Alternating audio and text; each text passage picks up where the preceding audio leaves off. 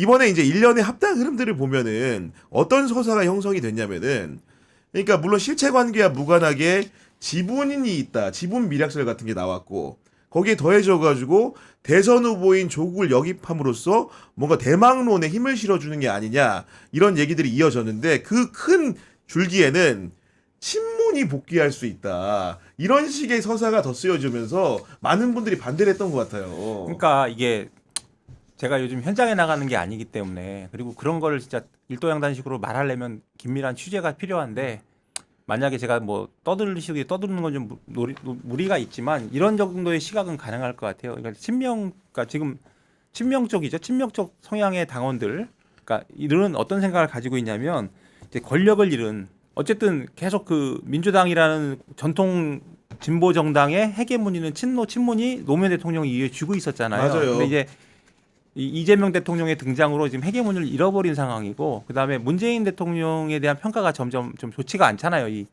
진보 진영에서. 그러니까 이제 친문들은 자기들이 지금 소외가 됐다는 생각을 할 수 있다. 그래서 이번에 이제 친노친문이 어떻게 하냐면 정청래라는 도구를 사용해서 원내로 들어오려고 하고 그 와중에서 이제 조국이라는 그 대권자를 이제 위에 세워가는 과정에서 당의 헤게모니를 찾겠다.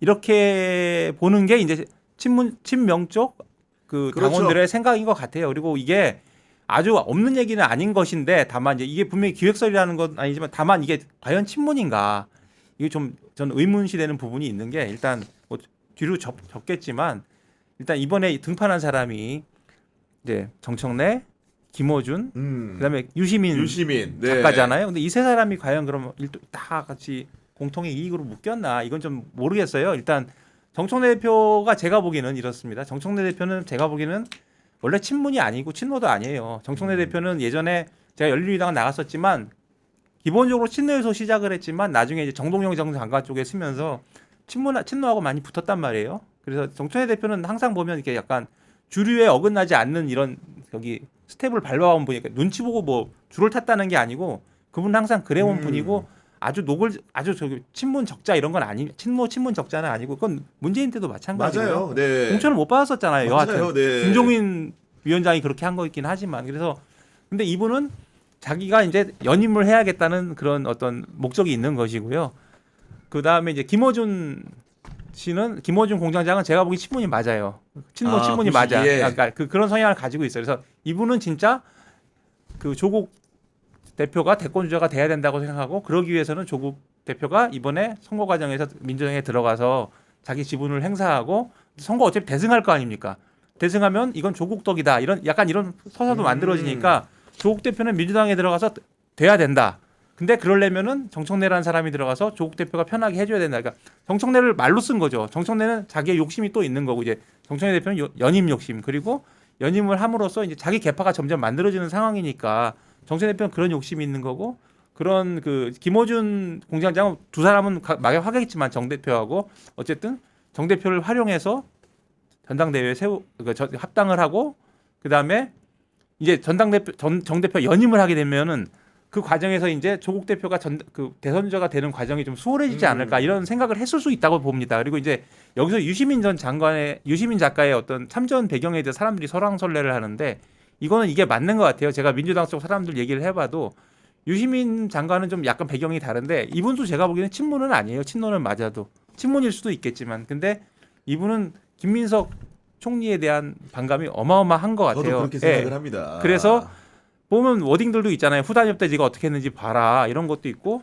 기본적으로 유시민 작가는 김민석 총리가 차기 당대표가 되고 만약 김민석 총리가 차기 당대표가 되면 그다음에 대선주자까지 될 확률이 꽤 있잖아요.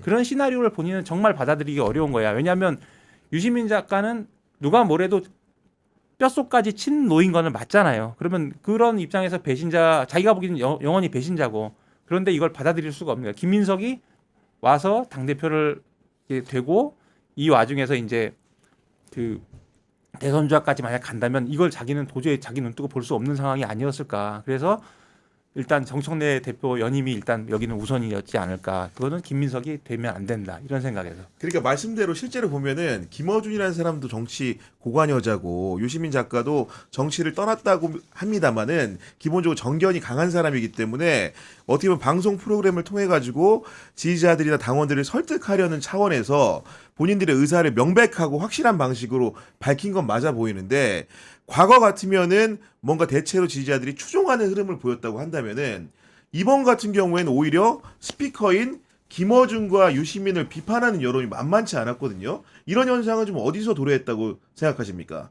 이미 뭐 일부 분석들이 있던 것 같은데 이게 이제 사실 뭐 김우준 씨랑 유시민 작가가 뭐 이제 특히 이제 보수 야권 쪽에서는 뭐 민주당 조종하고 있다는 비판까지 받을 정도로 이제 영향력이 있다는 평가를 받던 사람들이잖아요. 그런데 이제 이번에 보면 그 유시민 작가가 나와서 뭐 사실상 이제 정대표 합당 추진에 힘을 실어주고 그다음에 뭐 김어준 씨도 뭐 합당에 대해서 옹호를 하고 심지어 이제 이 뭐죠 그 부적절 논란 제기된 그 전주천 변호사 특검으로 네. 그 추천한 데 대해서 이제 이성윤 최고위원을 이성윤 또 최고 예. 자기 프로그램 불러가지고 해명 기회를 주고 듣고 보니까 뭐 이거 했었던 인사 아니냐는 식으로 옹호를 하고 근데 이게 웃긴 게 이 발언한 게 정 대표가 대통령한테 누를 끼쳐서 송구하고 죄송스럽다라고 발언한 다음 날이에요. 그러니까 이거 어떻게 보면 그만큼 본인의 영향력을 뭐 확신했다고 해야 되나요? 뭐 하여튼 이런 생각을 했던 것 같고 네. 그런 상황에서 이제 이야기를 했는데도 결국 이런 주장이 과거 같으면 이제 어떻게 보면 당내 전반으로 확산됐을 것 같은데 사실 이 주장이 현재 보면 뭐 결과적으로 보면 이른바 친정청래 의원 뭐 그다음 뭐 이제 뭐 정청래 대표를 지지하는 네. 당원들 뭐 이런 사람들을 넘어서까지 확산되지 않은 건데 그거는 일차적으로 기본적으로 뭐 정 대표 이번 과정에서 뭐 당 운영 같은 게 독단적이라는 이제 문제 제기가 기본적으로 있었던 것 같고 그다음에 아까 말씀드렸던 2차 특검 추천 과정에서 이제 이 청와대나 당내 거부감들이 되게 강했던 것 같고 이걸 넘어서지 못했던 것 같고 그래서 이제 지금 보면 이제 과거 같으면 사실 이 당 내에서 공개적으로 이런 김어준 씨나 이런 부분에 대해서 비판하는 목소리를 사실 내기가 쉽지 않았잖아요. 그런데 어려운 이번에는 아예 분위기였죠. 뭐 강덕구 최고위원도 뭐 유시민, 김어준이 뭐 비판의 성역이냐 뭐 이런 이야기까지 하고 그다음에 뭐 박홍근 의원 같은 경우는 뭐 김어준 씨 우리 당 지도부는 아니지 않냐 이런 식으로 그러니까 얘기를 굉장히 했죠. 세게 얘기했더라고요. 그래서 이게 어떻게 보면 당내 이런 비토하는 정서 자체가 이렇게 외부로 표출됐다는 것 자체가 이게 좀 달라진 거 아니냐. 그래서 뭐 저희 뭐 경향신문 기사에서 썼지만 이게 어떻게 보면 당에 기본적으로 들어온 사람들이 특히 이제 이재명 대표가 되고 대선을 거치면서 이제 기본적으로 당에 새로운 당원들이 많이 가입했잖아요. 신명계. 네. 네. 그래서 그때 보면 뭐 최근에 뭐라고 친 MJ 뭐 이런 이야기까지도 하던데 그 당원들이 제가 얼핏 듣기로는 그 과정에서 지금은 조금 빠졌지만 당원들이 한 240만까지 늘어났는데 거의 한 절반 정도 그러니까 배가 늘어났다고 하니까 그 중에 상당수가 이제 이재명 대통령을 보고 들어온 사람들이고 그렇겠죠. 이 당원들 자체가 이제 그때 뭐 그 이동영 작가인가요? 그 말씀하셨던 게 보면 뭐 이게 문재인과 조국에 대한 뭐 부채의식이 없는 사람들이다라고 하더라고요. 그래서 근데 기본적으로 이런 달라진 지형 내지는 뭐 당원 구성들을 보지 못하고 지나치게 이렇게 어떻게 보면 김어준 유시민으로 대표되는 장애 지원 세력들에 의존하다가 약간 이번에 이제 정 대표가 좀 네. 판단을 미스한 거 아닌가 이런 생각 듭니다. 그리고 이제 아까 이제 김민석 그 총리를 중심에 두고 이제 아까 유시민 작가의 언설에 대한 해설을 해주셨는데 흥미롭게 들렸는데 실제로 유시민 작가와 정청래 대표 사이가 그렇게 좋은 건 아닌 거죠 원래도. 일단 이게 드러난 것가 되게 많아요. 그래서 이제 그 2005년에 열린우리당 당시 이제 대표가 아니고 당의장이라고 했는데 의장 선거 때 당시에 이제 그 정청래 의원이 그 예전에 서프라이즈라고 있었습니다. 그 기억나요. 온라인 업체인데 이제 친노 성향 온라인 게시판인데 여기다가 뭐라고 말을 했냐면 유시민만이 무오류의 예수 같은 신인지 제가 알고 있는 유시민의 오류를 이야기해 볼까요? 뭐고 유시민을 지지하면 선이고 그렇지 않으면 악이냐? 이런 선동의 모든 누리꾼이 숨죽여야 하느냐 이런 말을 했고 그런 다음에 이제 특유의 유시민 의원 지지자들한테 이제 할 말이 있으면 전화해 하고 번호까지 남겨놨다고 합니다. 그리고 이제 2007년에 열린우리당 후신으로 대통합 민주신당이라는 게 네. 생기잖아요. 이때 대선 후보 경선 때 이때는 이제 아까 말씀드렸지만 정 의원 같은 경우는 정동영 장관의 편에 섰고 당연히 그랬겠죠. 근데 당시 정동영 의원이 이제 무슨 또 역사가 있냐면 참여정부의 항태자라고 했지만 노무현 대통령 인기가 많이 떨어지고 하면서 이제 차별화 선언을 해요. 그래서 나중에 노무현 대통령하고 이제 완전히 갈라서게 되거든요.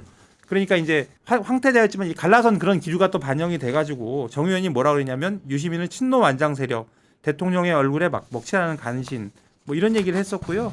유시민 의원은 이제 나중에 이후에 2015년도에 팟캐스트에 나와가지고 그 정청래 의원은 수틀리면 누구라도 공격하는 정치인이다 뭐 이런 얘기를 했다고 합니다. 그리고 막 지워졌지만 정청래 의원이 유시민 장관을 비판하는 글을 되게 많이 올렸대요. 근데 다 지웠다고 합니다. 그리고 이제 요건 제가 들은 여담인데 옛날에 들은 여담인데 떠올라서 얘기를 드리면 정청래 의원이 원래 이제 학원으로 이게 지역에서 오래전부터 정치를 하려고 생각을 했고 그 마포 쪽에서 이제 학원을 하면서 지역을 다녔다고 해요. 근데 이제 유시민은 오래된 운동권 선배고 그래서 찾아가서 언제 한번 이제 자기 정치를 하겠다고 했는데 유시민 당시 이제 운동권 선배죠. 좀 안 좋게 응대를 했나 봐요. 너가 무슨 그래요? 예. 이건 제가 사적으로 예전에 들은 얘기인데 이게 100% 맞는지는 자신할 수 없으나 두 사람을 다 아는 사람이 저한테 해준 얘기예요. 그래서 아마 틀리지는 않을 거예요. 그리고 정청래 여기서 하나 덧붙이면 그래서 정청래 사실 대표가 운동권 주류에 대한 약간 그 티나지 않아요. 제가 알기로는 옛날에 주류들하고 가깝지 않았습니다. 그래서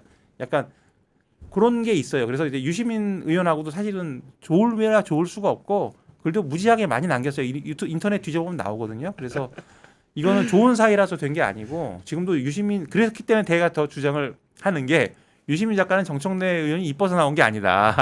대표가 본인은 본인 생각이 있는 거예요. 그래서 이게 뭐 친노 기획설 막 하지만 다 자기 정치적 좀 약간 입장이 다른데 그게 이제 한 곳으로 묶인 것으로 저는 생각을 해요. 아니 말씀드리니까 정말로 옛날 옛적 얘기지만은 그 두 사람의 관계성을 볼 수 있는 흥미로운 지점들이 아닌가 싶은데